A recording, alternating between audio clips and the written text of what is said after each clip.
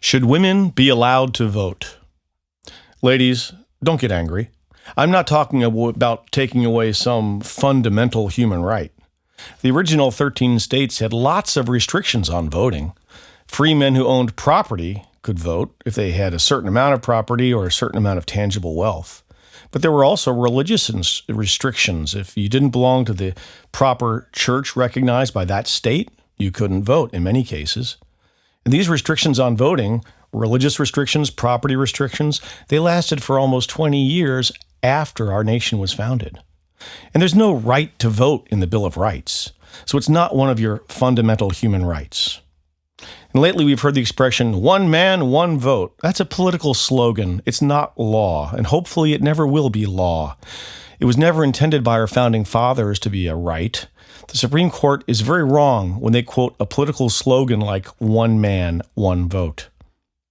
At the very least, we should raise the voting age to 21 and require anyone who wants to vote to show one of the following: either income from a property or a job, a business, or retirement after age 65.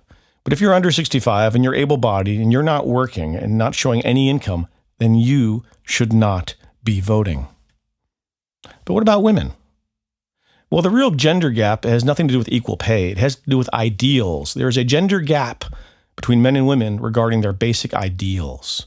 Polls consistently show that women and men have completely different values. Men value freedom over security. Women are the opposite. Women value security over freedom.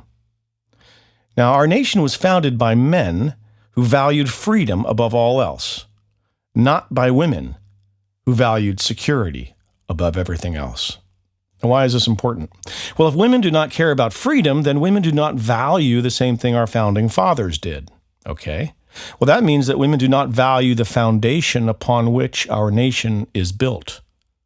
And this poses a question. Does it make sense to let a large number of people vote if they do not value the very foundation of your nation? Medical science may explain why women do not value freedom. In a study done by the University of Zurich, Dr. Tobler found that women get a rush of dopamine when they redistribute wealth, when they share resources and give things away.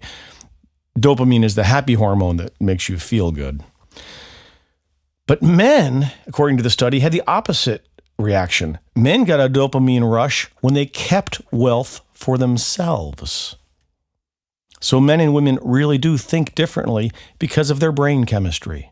The male brain is hardwired to seek freedom and capitalism and personal gain. The female brain is hardwired to seek security and socialism. And this poses a similar question to the one I asked earlier. Does it really make sense to let a large number of people vote in a nation if their brains are hardwired to subvert the very foundations of the nation, namely freedom and capitalism?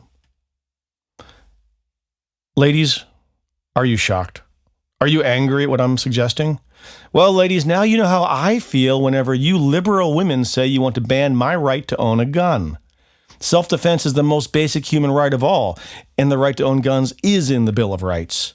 Voting is trivial compared to the right to self-defense.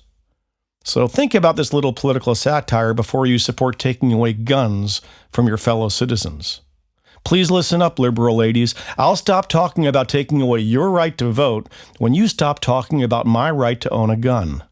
Thank you for listening.